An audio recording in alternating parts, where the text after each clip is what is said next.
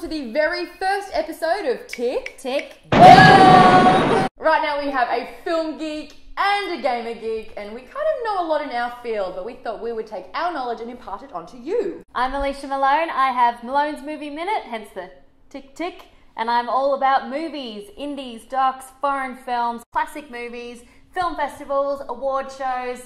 That's my jam. Meanwhile though, I am the Chief Bomb, aka creator of Geek Bomb, which you can catch at geekbomb.net. We talk about all things games, comics, movies, TV shows. And you say things and I don't understand what you're saying. Look, just because I'm AFK on my RPG.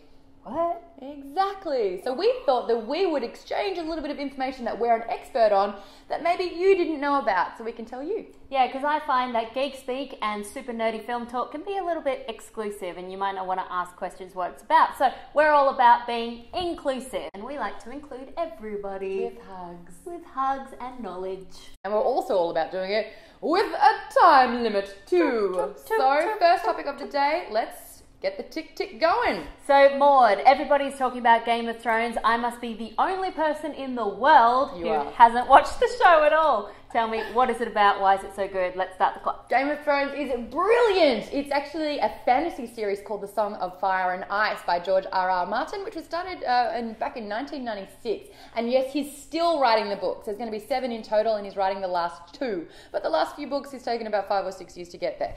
Basically, we are in the realm of Essos and Westeros, and it is all about the Game of Thrones. It's about families and manipulation and ploys and strategy and techniques and schematics to try and become the king that is on the Iron Throne. And of course we've got, the rightful heir, who is Daenerys Targaryen, who is, basically the mother of dragons, which you may have heard about. Ah, yes. And she's building her army to reclaim her right on the throne. But then you've got Joffrey, who is a Lannister, who's on there at the moment. He was in Batman Begins. He was, and he's got a little mouth and he's very angry all the time. Very unlikable. But he's currently on the throne. But there's incest involved. He's not who he thinks he is. That's all one big mumble jumble. But what's really going down is if you go to the north, where Jon Snow is, and Who Jon knows nothing. I know that bit. That's the only thing you know. Yeah. But you know nothing about it. I know nothing about Jon Snow. You are like the Jon Snow of Game of Thrones. Yes.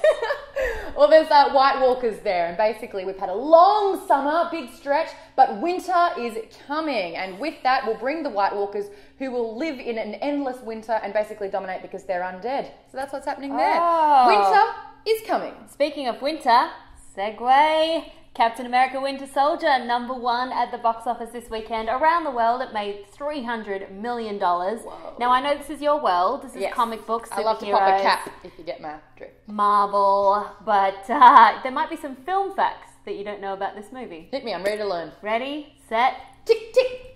go! #1. It's directed by the Russo brothers, Anthony and Joe Russo, and they're actually known for their TV comedies like Community and Arrested Development. I love those! Yeah, this is their first big action movie. Oh, that explains Abed in the movie. Yes.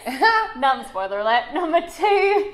The first thing that Chris Evans told the Russo brothers was that he wanted the fighting to look like the video game. Video game is terrible and no one should play it. Yeah, but in the video game, it's a lot of acrobats, parkour, and so he asked for more wire work and less CGI. Smart move. #3, Chris Evans and Scarlett Johansson have actually been friends for years. They started a movie in 2004 called The Perfect Score, and again in 2007 they were in The Nanny Diaries and together. The sexual tension is still there. Yeah. #4, the Russo brothers wanted to inject Captain America Winter Soldier with a feeling of a 1970s political thriller. Because back in the 70s, people didn't trust the government. Now, that is happening again, so it's very timely. Plus, they love the 1970s political thriller 3 Days of the Condor, which starred Robert Redford. It's a 70s political thriller, and he is in Captain America Winter Soldier. We've come full circle. So the Russo brothers actually nicknamed the film 3 Days of Captain America while they were making it. Oh, makes sense. And #5, one of the first things that the Russo brothers said to Kevin Feige when they heard the story concept for Captain America Winter Soldier was,